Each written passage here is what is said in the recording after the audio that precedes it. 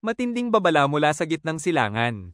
Tinanggal ng Iran ang lahat ng limitasyon sa saklaw ng kanilang mga missile sa utos mismo ni Supreme Leader Ayatollah Ali Khamenei. Isang hakbang na ikinabahala ng Estados Unidos, Israel, at iba pang bansa dahil maaari raw itong magdulot ng panibagong tensyon at krisis sa rehiyon.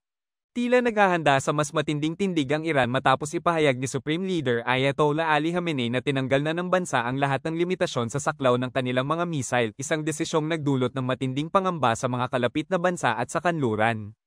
Sa isang televised speech, sinabi ni Khamenei na panahon na upang palayain ang depensang kakayahan ng Iran sa gitna ng umano'y patuloy na banta mula sa mga kalaban ng bansa, kabilang na ang Estados Unidos at Israel. Ayon sa mga ulat ng Iranian state media, dati ay limitado lamang sa 2,000 kilometro ang saklaw ng mga missile ng Iran, sapat upang abutin ang mga kalapit na bansa sa gitnang silangan. Sa bagong kautusan, maaari ng palawakin ng militar ng Iran ang kanilang missile range sa abot ng kanilang teknolohikal na kakayahan. Para sa mga tagamasid ng seguridad, ito ay malaking pagbabago sa tanggulang pulisya ng Tehran na matagal nang umiwas sa paggawa ng mga sandatang posibleng magdulot ng mas malawak na tensyon sa rehiyon. Ngayon, may pangamba na maaabot na ng mga missile ng Iran ang mga bahagi ng Europa at iba pang teritoryong itinuturing na kalaban. Iginiit naman ni Khamenei na pansariling depensa lamang ang layunin ng hakbang na ito at hindi para sa agresyon. Aniya, ang Iran ay may karapatang protektahan ng sarili laban sa anumang banta. Agad na naglabas ng pahayag ang White House na nagsasabing, labis na ikinababahala nito ang hakbang ng Iran. Ayon sa US State Department, patuloy nilang babantayan ang anumang paglabag sa mga internasyonal na kasunduan at magpapatupad ng karagdagang parusa o sanksyon kung kinakailangan. Tinawag naman ng pamahalaan ng Israel ang desisyon ng Iran na isang direktang banta sa pandaigdigang kapayapaan. Ayon sa isang opisyal ng Israeli Defense Forces, handa silang kumilos ng unilateral kung sakaling makaramdam sila ng agarang panganib mula sa Tehran. Sa panig ng Europa, nanawagan ng European Union, EU, ng pagpigil sa anumang hakbang na maaaring magpataas ng tensyon. Hinihikayat nila ang Iran na bumalik sa negosasyon kaugnay ng nuclear at missile program nito upang maiwasan ang panibagong krisis sa rehiyon. Samantala, nagpaabot ng pahayag ang United Nations Security Council na posibleng magsagawa ng emergency meeting upang talakayin ang implikasyon ng desisyong ito.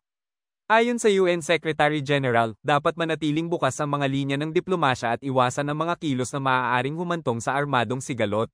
Habang patuloy ang pagbabago sa pulisya ng Iran, nananatiling nangangamba ang buong mundo sa posibleng epekto nito sa pandaigdigang seguridad.